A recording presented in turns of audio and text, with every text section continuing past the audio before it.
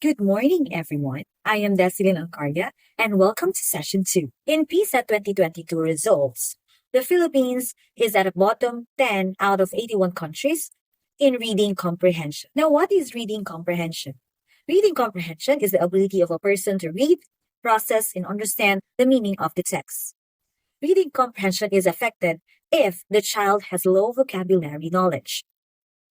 For many people, the word vocabulary is primarily associated with the number of words that a person knows.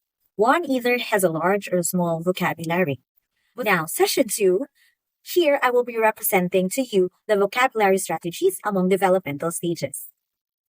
Now, let's start with the vocabulary development in the stage of infancy. In infancy, the child recognizes language sounds. Infants can distinguish sounds of the language long before they learn the words. They also have early vocalizations, where babies can practice making sounds to communicate and attract attention. It starts with crying, followed by cooing, then babbling. The infant's first words were understood already long before they were able to speak them. One example is recognizing when someone calls their names, as early as 5 months. They can understand 50 words at about 13 months, but they can't say it yet, which means they know more words compared to words that they can speak. When child reach 18 to 24 months, they can do 2 words utterances. Examples are see doggy, which can mean I can see the doggy. Another is more milk, which means I want more milk. This is called telegraphic speech, omitting the grammatical markers and focusing on the most important words.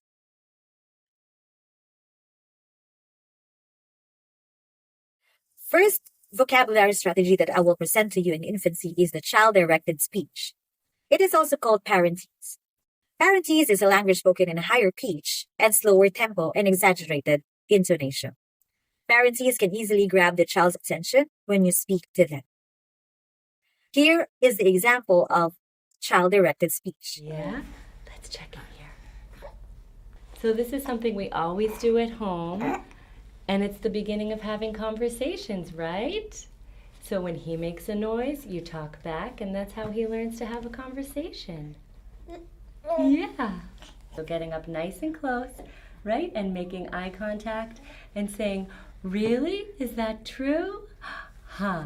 And just talking like you normally would, and that's how he learns to go back and forth, right? Right? One of the most popular personality to kids in YouTube, which uses child-directed speech, is Miss Rachel. Let us watch the interview video of Miss Rachel about child-directed speech. She says her methods are backed with research on speech development and early childhood education. On the show, I might go, can you do this? Nose. Boop. We touched our nose. We touched our nose. So with that, I'm encouraging one, imitation, and imitation is a building block of speech. I'm encouraging pointing, which is a milestone, and being silly, which is engaging. I'm thinking about a lot of things when I do something simple like that. She says even that signature high pitch plays an important role. It's funny, I have this sing-songy tone naturally, but around the world, studies show that all parents actually do raise their voice when they talk to babies and toddlers, and that is helpful for their language development. It's like mind-blowing because it seems so simple. Well, yeah, it's a lot of research and like dorky research I do. I read research papers. What's exciting is we see so many parents on social media working on these things away from the screen. Another vocabulary strategy is what we call recasting. Recasting is rephrasing words that the child had said with complete morphology and no errors. In example here, the child had said 2 words, which is dog and bark. Now the adult added words to complete the sentence without errors and also added ing to the word bark in order to show that the action is continuously happening. Another strategy is what we call expanding. It is adding information to a child's incomplete utterances. In expanding, you will add details to the words that the child had said. In the example, the child said the words doggy and eat. Now, the adult can expand it by adding words food from the bowl in order to complete the details of the scenario that the child had described. The last one is labeling, where the adult should name the objects that the child took interest in to have a better knowledge of their surroundings. Along these vocabulary strategies, it is important to start exposing them at birth. We should also take note that among these strategies, you should make sure to give the most of your attention when communicating to them. It is essential to make them feel heard, even though they still don't know how to talk yet. We will now move to the stage of early childhood. This is from birth up to 6 years old. In early childhood, children have already learned from 200 to 10,000 words by making connections of the new words that they encounter to the concepts of words that they had already known. And this is called fast mapping. Another milestone in early childhood is students can repeat words and phrases uttered by others, but they understand them literally. Example, a classroom full of preschoolers hears the teacher say, "Wow, that was a piece of cake." But the children began asking, "Cake? Where is my cake? I want cake." They understand the word cake as a literal cake. The third one is at this stage, children learn rules of grammar as they learn language, but may apply these rules inappropriately. This is what we call over-regularization. For an instance, a child learns to add ed to the end of a word to indicate past tense. Then from sentence such as I go there, I do that, instead of I went there and I did that.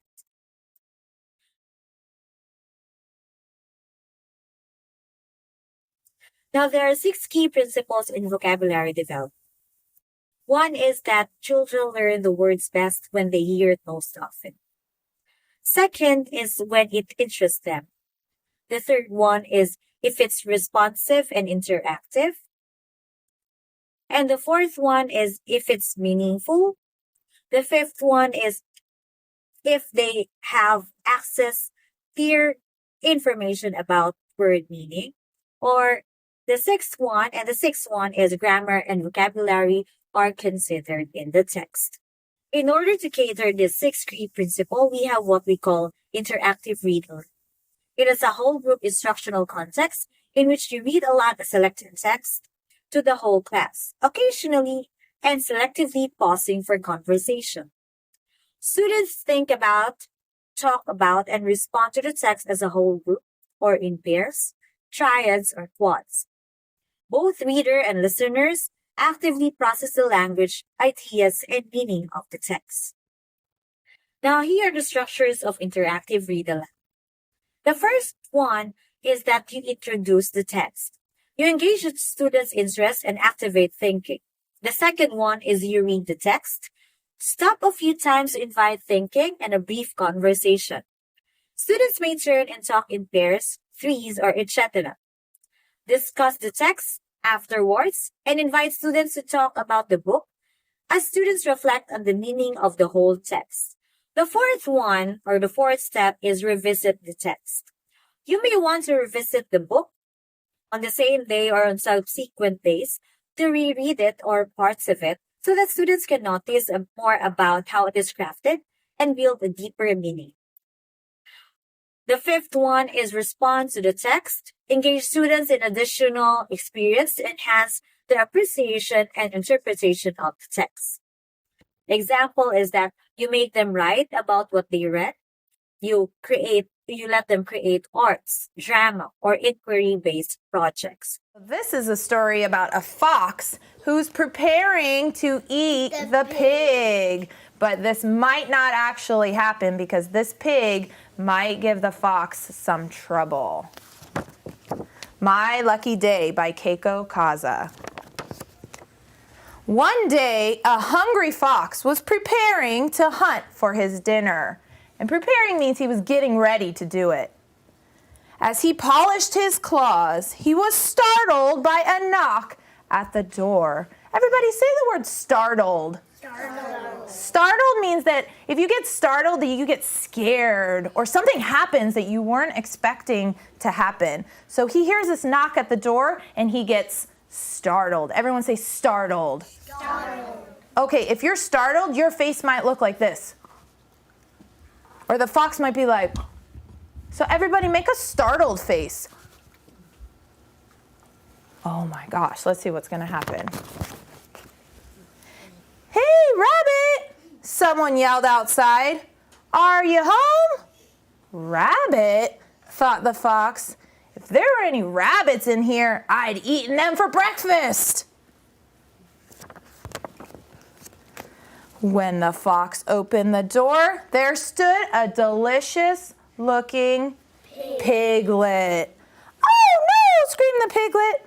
Oh yes, cried the fox, you've come to the right place. He grabbed the piglet and hauled him inside.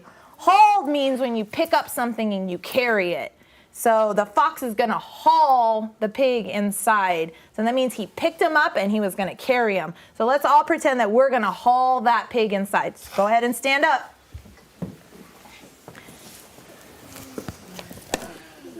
Everybody say the word hauled. Hauled. Say it loud, hauled. Hauled. Okay, haul that pig. Pick him up, put him on your back. Carry him inside. Sit down. Now, there are three features of interactive read aloud. The first one is read alouds are repeated. The representation of a novel word within one's lexicon, such as the word darkness, becomes more refined with each exposure to that word. With one exposure to a word, one might develop a tentative, rough representation of its sound and meaning. But with more repetition of the read aloud, the students can have more deeper meaning of the word darkness. It can be darkness has something to do with night, or darkness can have something to do with evilness. When it is interactive, when the read aloud is interactive, it helps the students retell or act out the story and discuss new words within the text. Read alouds widen the vocabulary of the students because they interact a lot of words within the text. The second vocabulary strategy is that when you introduce new words, you make sure that it is in tactile activities and with the help of visual aids. Materials like Play-Doh, textures cards, or sensory bins can be used to introduce new words to the students, especially in preschool years. Lastly, we will now proceed to middle and late childhood stage. It is from 6 to 11 years old, which are the students in elementary from grade 1 to grade 5 or 6. By 5th grade, students can learn for about 40,000 words. This language explosions, however, differs from that of younger children because it is facilitated by being able to associate new words with those already known, and because it is accompanied by a more sophisticated understanding of the meanings of the word.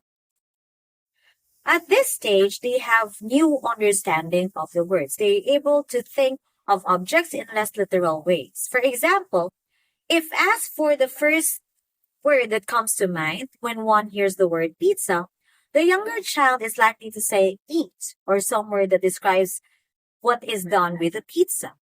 However, the older child is more likely to place pizza in the appropriate category and say food. At this age, as you can see, they know how to categorize words. Unlike the early childhood that they have over-regularization of the grammar rules, at this stage, they do not do that. Because at this stage, they have grammar and flexibility. They already know that there is regular and irregular verbs.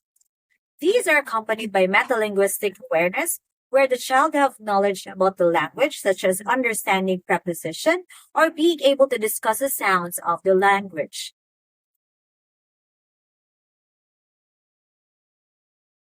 The first vocabulary strategy is what we call contextual learning. When teaching a new vocabulary word, providing sentences or short passages where the word is used in sentences will give students an example of the word being used in correct context. It can also make students understand how words function in different scenarios, which makes them understand the language more. The second one is the use of visual aids and mnemonics. Using descriptive stories or visual aids to correspond with new vocabulary can help students create mental images or associations for new words. Or in my case, as a grade 1 teacher, I show pictures so students can easily know what the word means. They can also easily remember those words by picturing out the visual aids that I have presented to them in class. With the use of visual aids and mnemonics, we have what we call Freyer model. This technique requires students to define target vocabulary and apply their knowledge by generating examples and non-examples, giving characteristics, and or drawing a picture to illustrate the meaning of the word. This information is placed on chart that is divided into 4 sections.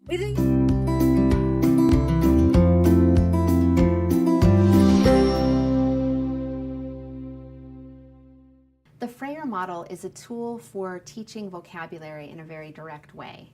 And it's a kind of a 4-square model where the students write the word that they need to know, a really important vocabulary word. We call them depth words here at the school. And they write it in the middle of this Freyer model. And then there are 4 different ways they connect with what the word means. With the definition, they learn the exact definition of the word. They draw a picture of the word, they use the word in a sentence, and then they make connections from this word to other content areas.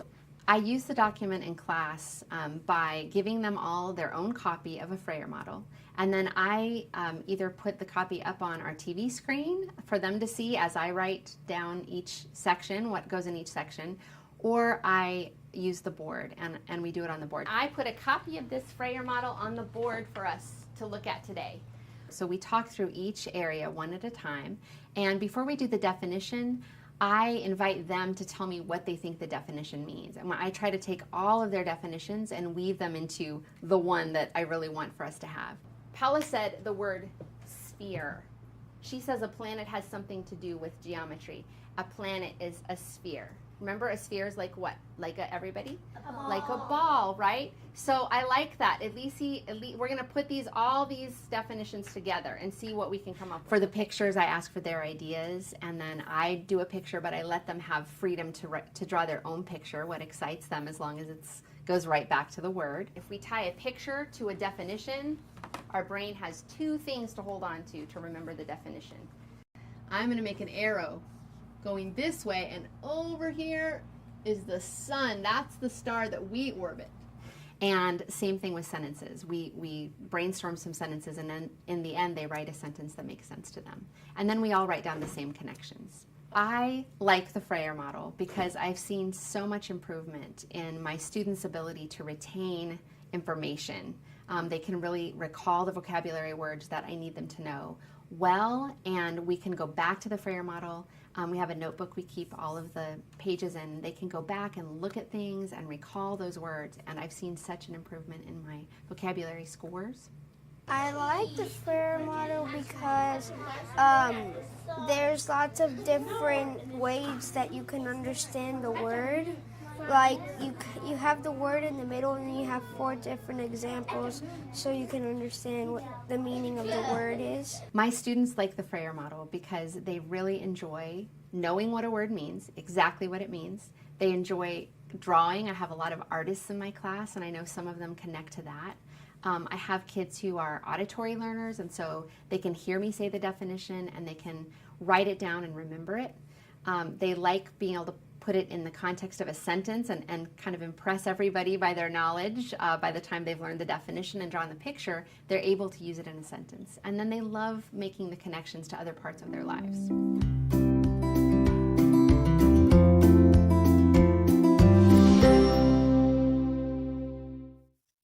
The third one is word games and interactive activities. Incorporating games into the classrooms, especially in teaching vocabulary, makes the classroom fun and engaging. It caters to different learning styles, most especially those who are kinesthetic. In word games, we can use the game charades. It is acting out a specific word for the class or group to guess. Another game is what we call Pictionary. Students are given a word that they should draw on a board and let their team members guess it. This game helps the students visualize and associate words with the pictures. The fourth one is letting the students have their vocabulary journals. They keep records of words they have learned in a notebook. Students can just scan their vocabulary journal if they can count the words again.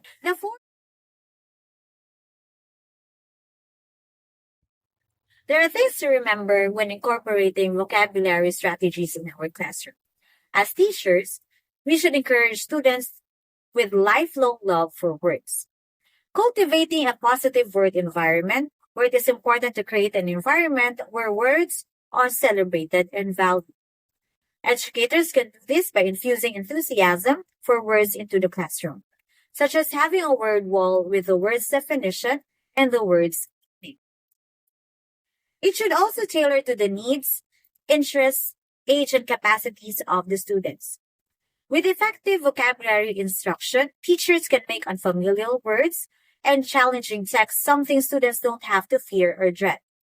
With the right strategies and resources, teaching vocabulary can be an easy and effective way to enhance language development and help create a new generation of confident readers and writers.